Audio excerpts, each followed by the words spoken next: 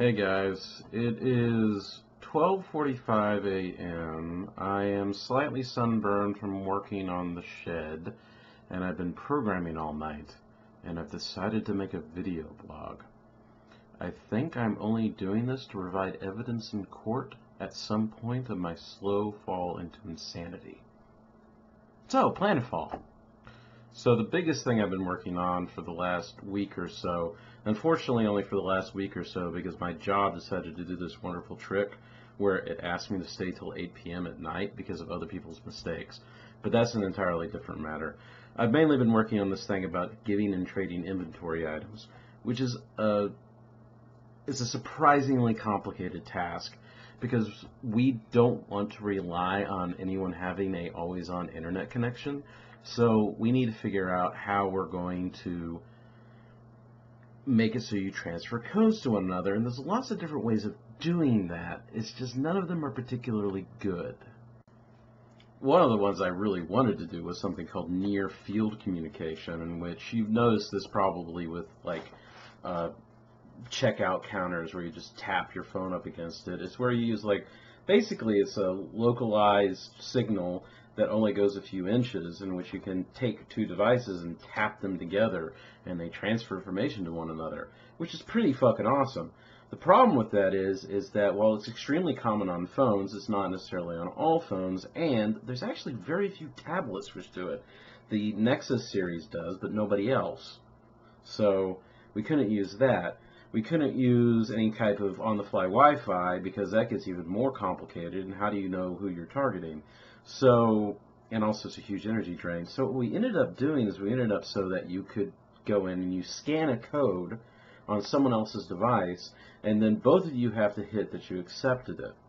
Now, the problem with this is that it gets into a bit of an honor system, because while we can catch it at the back end when you guys sync, that wait, both of these people seem to think they have the same item, it's going to be screwy in the meantime.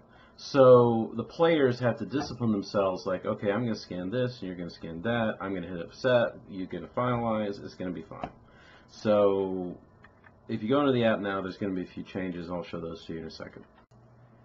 So the new Planetfall app, oh, it looks just like we all know and love. But now, if you go into the columnist record, you see that you have this screen right here, where it shows you a skill button and an inventory button.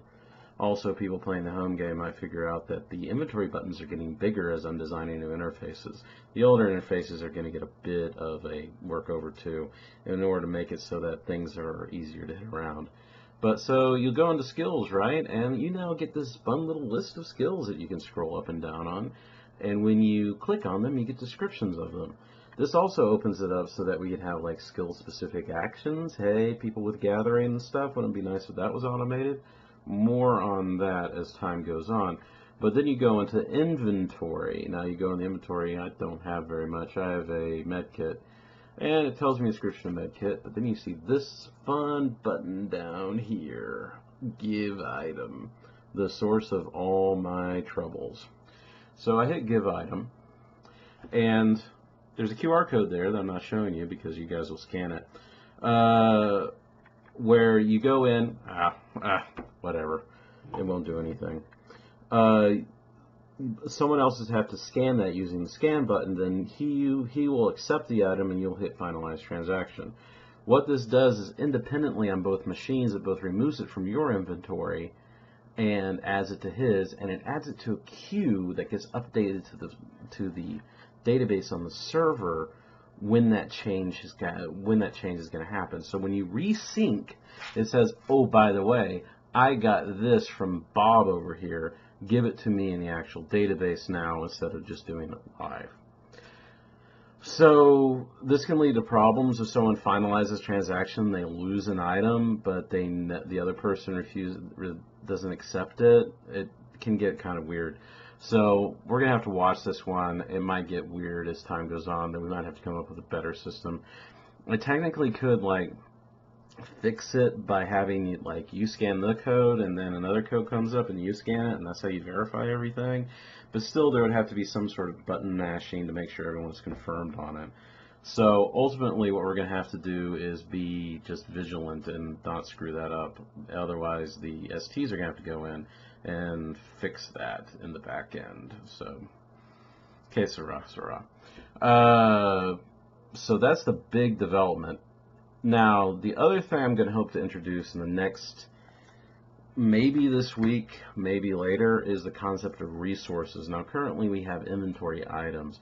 Inventory items have IDs associated with them, and they're like individual pieces of equipment. You know, something that you don't have a lot of. It's rather unique. You know, this is my controller item. I only have one of them. I have many foods in this house. And I don't think that in a game system I need to have an individual ID for every Cheerio I have. So instead I have the Cheerios resource, and I just keep track of how many I have of it. So resources aren't ID'd and as quickly or strongly regulated as items. So I'm going to introduce resources as time goes on now, wherein you can go and you can just get cobalt ore, or you can get a certain amount of berries, or you can get a certain amount of this, which can be then used to craft, you know, other resources or actual equipment and that sort of stuff. But that's kind of a different monkey, because we don't want to deal with having individual IDs for every single one generate, and I want you to be able to actually go out and generate those in game.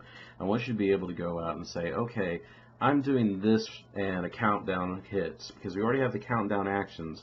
I want the end of that action to say, okay, congratulations, here's your beanie, instead of us saying, okay, wait for this amount of time, then take that item card, or that prop, is what we've been doing so far. Now it's you actually get the brick into your inventory as a thing that you have, but we need to implement that. So yeah, that's what I've been developing so far, and yes, it is now almost 1. Have fun, guys. I do it out of love, and I'll see you Friday, and buy your ticket.